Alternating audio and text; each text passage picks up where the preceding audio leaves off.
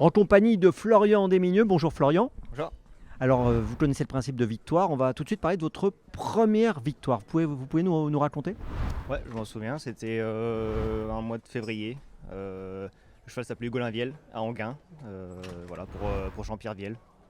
Je me souviens qu'il avait neigé, que la piste était très sale et c'était au moins ma 68 ou 9e course, je crois, j'avais mis du temps à la gagner, donc c'était un vrai soulagement. Vous aviez obtenu quelques podiums avant cette victoire, je suppose. Oh oui, oui, je me souviens pas de ça, oui, bah forcément, en 70 courses, j'espère quand même, mais j'arrivais pas à passer le pot en tête. Incroyable quand même. Et alors, je vais vous demander bien sûr vos impressions au moment où ça se fait, où vous réalisez cela. Mais avant toute chose, c'était en quelle année? Vous vous souvenez pas de l'année? 2013. 2013, donc il y a une dizaine d'années. Et alors au moment où ça y est, c'est fait, qu'est-ce que vous ressentez? Bah, un grand soulagement parce que je commençais à me poser des questions, à me dire que j'allais jamais réussir à gagner une course, donc ouais, c'était une bonne chose de faite. Et alors, est-ce que la suivante est venue plus rapidement? Euh, oui, dans la même année en tout cas. J'ai pas attendu 70 courses pour en gagner une. Je ne saurais pas vous dire la deuxième, mais ça a suivi dans la même année. Et alors la plus belle à ce jour pour vous, c'est laquelle? Bah, le prix de Vincennes, parce que c'est un groupe 1, le seul groupe 1 que j'ai gagné à l'heure actuelle. Donc voilà. Alors, vous nous rappelez avec qui et quand? C'était avec Jessie de Banville en décembre 2022. Et voilà, pour l'entraînement de Christophe Klein. Voilà. Alors voilà, bon, forcément, une victoire dans ce genre de course de groupe 1, c'est exceptionnel.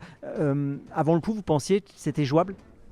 Bah, avant le coup, on savait qu'on avait une chance. Maintenant, on n'était pas les seuls à avoir une chance. Il fallait que ça se passe bien. Et en plus, ça s'est pas forcément bien passé parce qu'on est parti au galop. Donc voilà, j'avais une chance avant le coup, mais c'était pas gagné d'avance. Alors comment vous avez géré après ce départ un peu chaotique? Comment vous avez géré votre course pour arriver à gagner finalement? Bah, sur le coup, je me suis dit c'est fini, voilà, la course est perdue. Et donc du coup après j'étais pas distancé, donc j'ai recollé au peloton en me disant bah, je vais essayer de limiter la casse en ramassant ce qui reste à ramasser, un petit chèque ou quelque chose. Et puis au final la jument a fait une super course et on est revenu gagner.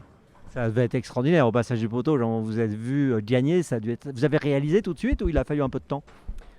Je sais pas trop, non, peut-être qu'il faut un peu de temps. C'est vrai que sur le coup on se rend pas compte, on a gagné une course, c'est incroyable, mais voilà, un groupe 1, ouais, c'est extraordinaire. Est-ce que vous êtes du genre à voir et à revoir les courses? Ouais, beaucoup. Vous l'avez beaucoup revue celle-là ou pas? Oh, je pourrais pas vous dire combien de fois, mais oui, oui, je l'ai beaucoup revu. Ouais. Ouais, c'est puis bon, voilà. Et les autres aussi, même les petites courses, vous les regardez régulièrement? Ouais, ouais, je regarde toujours mes courses après le lendemain ou le soir. Des fois plus je les regarde plus de fois quand j'ai gagné que quand j'ai mal monté, mais je les regarde toujours. Ouais. Quelle est la course dont vous rêvez? La victoire dont vous rêvez? Bon, comme beaucoup de jockeys, je dirais le prix de Cornulier. C'est la plus belle, c'est le Graal quoi, donc le Cornulier. Ouais. Et alors, question, à votre avis, qu'est-ce qui fait qu'on peut gagner cette course? Faut le cheval, faut quoi?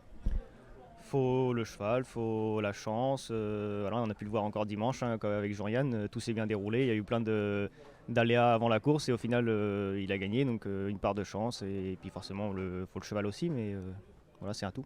Il y a un profil type pour les chevaux, il faut un mental, un physique particulier pour gagner cette course?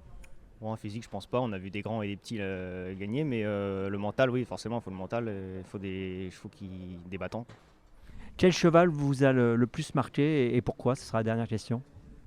Bah là, comme ça, je dirais Jacques de Bellouet, parce que lui a réussi à en gagner 3 d'affilée des Cornuliers, c'est peu commun et on n'est pas prêt de revoir ça, je pense. Ce qui vous impressionnait chez lui, c'est quoi en particulier? Bah, j'ai pas forcément de souvenir de ses courses. J'étais jeune, mais voilà, c'est son palmarès en tout cas. Ouais, le palmarès, c'est vraiment impressionnant. Ouais, voilà, 3 Cornuliers d'affilée, c'est peu commun. Merci Florian.